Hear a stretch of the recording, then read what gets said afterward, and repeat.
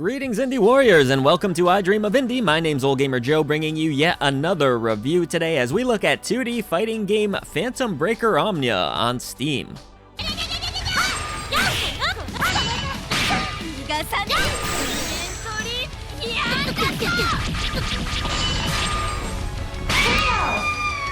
It just doesn't happen all that often that we get fighting games here at I Dream of Indie, so I was really excited to play this one. I am old after all, so classic 2D fighters like Street Fighter II, Mortal Kombat, Fatal Fury, those games were a huge part of my childhood. The over-the-top action, the crazy special attacks, and the wild combos were so dang endearing to me as a child that for many of these games, I actually carried around a little notebook where I jotted down fatalities and special attack commands. I probably looked like a crazy little kid looking back at it now. Anyways, emotional childhood memories aside, the original Phantom Breaker launched all the way back in 2011 on the Xbox 360. This was then followed by an arcade version titled Phantom Breaker Another Code in 2013. On top of that, fans also received an updated version called Phantom Breaker Extra. And strangely, my introduction to the series was 2013's beat-em-up spin-off, Phantom Breaker Battlegrounds, which played a lot like a River City Ransom game going off of memory. I quite enjoyed it, and it's worth checking out if you can find it out there. Now, after all these years, we have Phantom Breaker Omnia, an even further updated version of Phantom Breaker Extra. This update includes 2 guest characters, one from Steins Gate and one from Chaos Head, along with 2 new characters created exclusively for this game. You'll find that everything is unlocked right out of the gate, the engine has been tweaked and rebalanced, you can change to a new remixed soundtrack or stick with the original, and you can also switch between English and Japanese voices. The biggest change though? Players can now choose between 3 fighting styles: Quick, Hard, and Omnia. Before I attempt to get into all of these mechanics, let's talk a little bit about the plot here, which revolves around a man known as Phantom. He's tricked people in Tokyo into fighting each other with the promise of granting them a wish. And while it's pretty standard fighting game story fare, I'll credit Omnia for having a massive story mode where you can learn more about the different characters through scenes that play out almost like a visual novel. It's far more effort than even some AAA fighting game franchises have given over the past few years. So I do have to tip my hat to the development team there.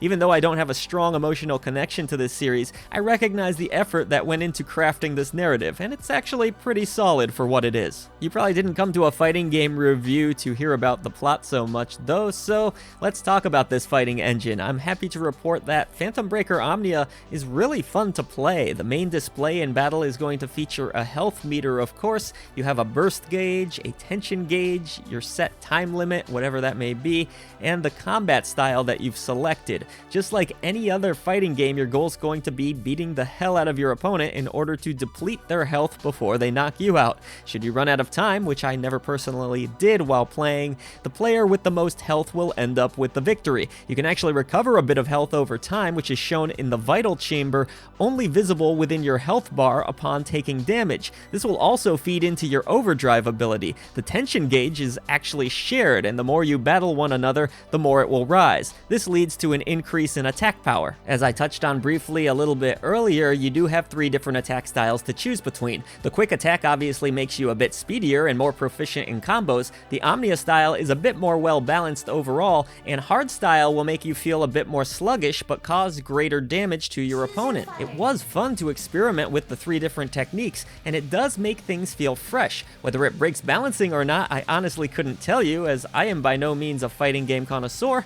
I play them more for casual fun myself, but it certainly never felt that way. As you battle your opponent, filling up your burst meter is important because this is how you perform some of the game's flashier special attacks. This will fill a bit differently depending on the fighting style that you choose. It's pretty fascinating how these different fighting styles change things up, and there is a lot to dissect there, but I'll leave that up to you as experimentation is part of the fun. If it all sounds a bit daunting, fear not, as if you are at least somewhat familiar with fighting games, you'll still feel comfortable enough with this one even without understanding all of these intricacies. You have your standard movement, of course. You can double tap back to create some space between you and your opponent, or you can tap forward twice to dash directly towards them. There are light, medium, and heavy attacks with all characters sharing some of the more basic inputs, and there are even some auto combos. So yes, a deep game for sure, but still enjoyable for casual fighting game fans. It also helps that there is a good variety of different modes for players to choose between. I touched on the story mode a bit earlier, and that alone will keep you going for hours, but on top of that,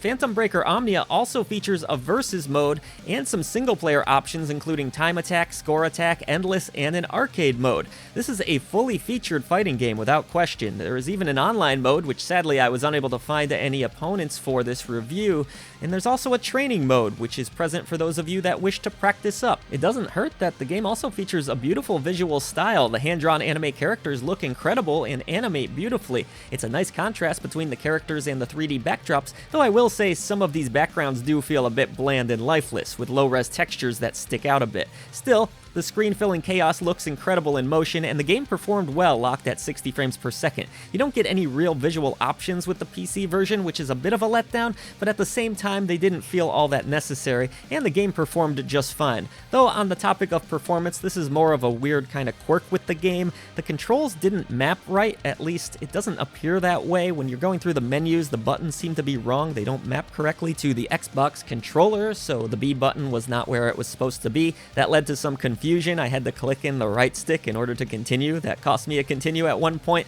You can remap the controls, but it didn't seem effective on the menus. That minor gripe aside, the sound design was excellent throughout. I love the option to switch to the Japanese voices, which I personally preferred. The musical tracks are rockin' with intense synths, driving drums, accompanied by characters that lash out special attack commands and all of that kind of stuff. All the things you would expect in an arcade action fighting game.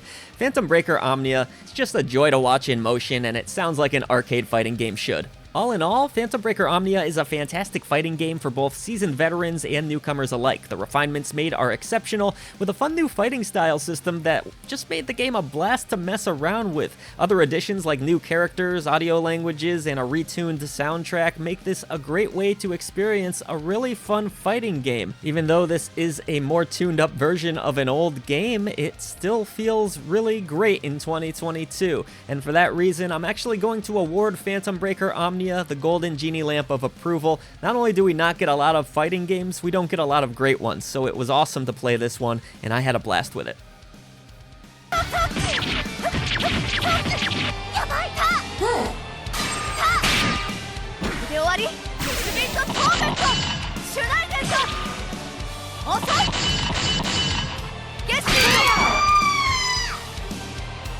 Thank you so much for watching the latest video from I Dream of Indie. We would now like to take a moment to pay tribute to our great indie warriors that support us through channel memberships. Bill T, Christian Cruz, Kevalo, Chris Jackson, Adriana Amato, CJR, Julian Colbus, Jesse, CPM, Ray Lynn, Marky Mint, Dave Hart, Peekaboo, Lex Noyle, PSC, Carmine Red, King of the Hatch, Blue Francis 14. At the Indie Legends tier, Jen Rose, Larkison, Mitchell, Hall, Eric, Peach, Skepticism, C. Coyle, and Nathan Moore. Thank you so much for all that you do for independent developers, publishers, and for I Dream of Indie. Everybody else, head down to the description box below. Let's defeat the gaming echo chamber and bring a voice to the voiceless ones in gaming.